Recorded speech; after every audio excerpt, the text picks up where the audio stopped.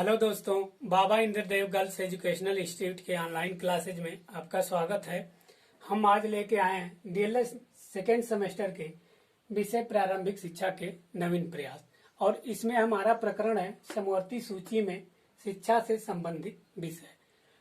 समवर्ती सूची के बारे में हम पिछली वीडियो में बताया था कि सूची 3 प्रकार की बताई गई थी, जिसमें पहली सूची थी केंद्र की सूची, जिसमें केंद्र सरकार नियम कानून संसद के द्वारा बना सकती है, और दूसरी सूची थी राज्य सूची, जिसमें राज्य सरकार या विधानसभा के द्वारा नियम कानून बनाया जाता है।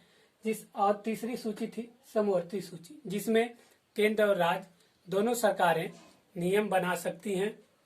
तो आइए जानते हैं कि समवर्ती सूची में शिक्षा से संबंधित क्या विषय है। देखिए, पहली इसमें है शिल्पिक शिक्षा।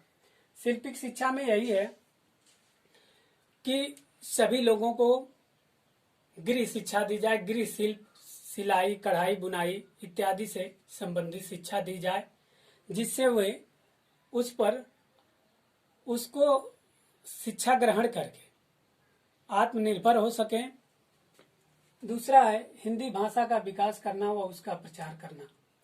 तो देखिए, हिंदी भाषा जो है 343 के भाग 1 में बताया गया है कि संघ की राष्ट्रभाषा हिंदी होगी, और इसमें यह भी बताया गया है संघ की राष्ट्रभाषा हिंदी होगी और उसकी लिपि देवनागरिक होगी। और जबकि हमारा टॉपिक है यहाँ पे हिंदी भाषा का विकास करना व उसका प्रचार करना। तो देखिए, हिंदी भाषा का विकास करने का जो कार्य है वो केंद्र सरकार करेगी, और ये अनुच्छेद 351 में वर्णित है। जैसे हमारे देश की राष्ट्रभाषा हिंदी है, तो जो हिंदी का प्रचार प्रसार करने का कार्य है वो केंद्र सरकार करेगी। और चूंकि हर राज्य की जो मातृभाषा है वो अलग अलग होती है। मातृभाषा से संबंधित बताया गया था 350A में बताया गया था कि राज्य प्राथमिक शिक्षा अपनी मातृभाषा में प्रदान करेगा, सभी बच्चों को मातृभाषा में शिक्षा प्रदान करेगा। तो चूंकि हमारी हिंदी राष्ट्रभाषा है, तो हिंदी भाषा का विकास करने का कार्य केंद्र सरकार को है, 351 अनुच्छेद में है। आगे आ जाते हैं विकलांगों की शिक्षा। देखिए, जो विकलांगता होती है वो कई प्रकार की होती है। विकलांगता जो होती है कई प्रकार की होती है। जैसे देखिए, विकलांगता में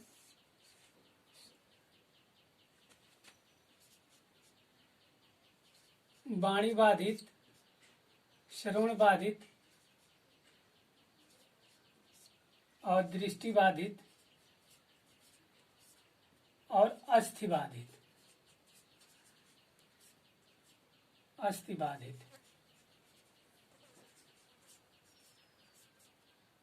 और भी विकलांगता में है। तो जैसे विकलांग, जो भी बच्चे विकलांग हैं उनको विशेष रूप से शिक्षा प्रदान करना।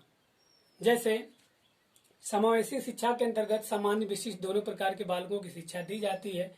तो विकलांग बालकों को ध्यान में रखते हुए उनके लिए उपयुक्त शिक्षा की व्यवस्था करना। और चौथा है इसमें टॉपिक पॉइंट में अनुसूचित जाति, आदिम जाति के हितों की रक्षा करना। देखिए, अनुसूचित जाति क्या है, किसे कहते हैं। देखिए, कैटेगरी जैसे आपकी 3 है: सामान्य,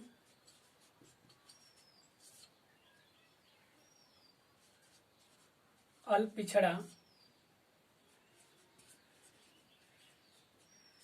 और अनुसूचित जाति, और एक है अनुसूचित जनजाति। तो देखिए, अनुसूचित कहते किसके हैं।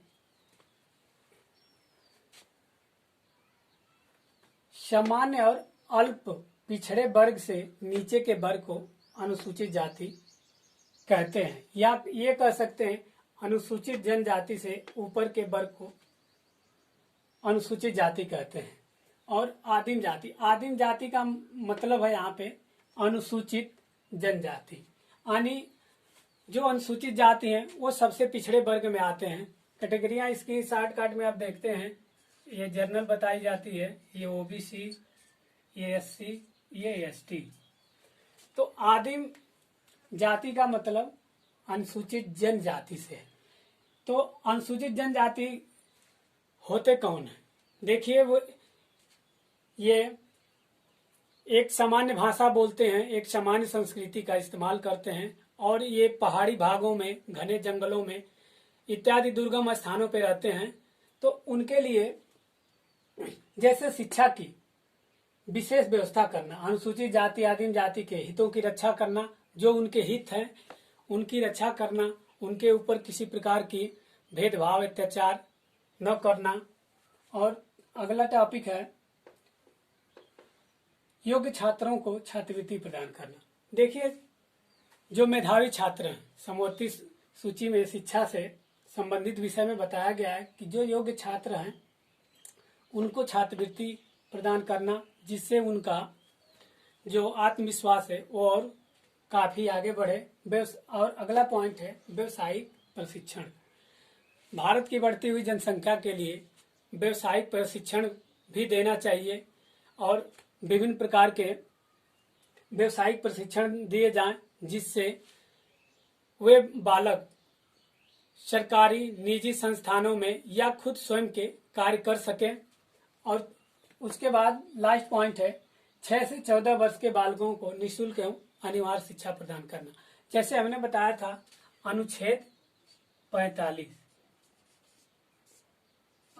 45 में बताया गया था कि 6 से 14 वर्ष के सभी बालक एवं बालिकाओं को निःशुल्क और अनिवार्य शिक्षा देने का प्रयास किया जाएगा। तो अब अगले टॉपिक में हम बताएंगे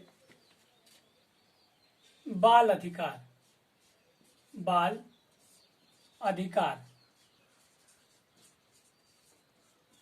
अधिकार के बारे में अगले वीडियो में हम जानेंगे। धन्यवाद।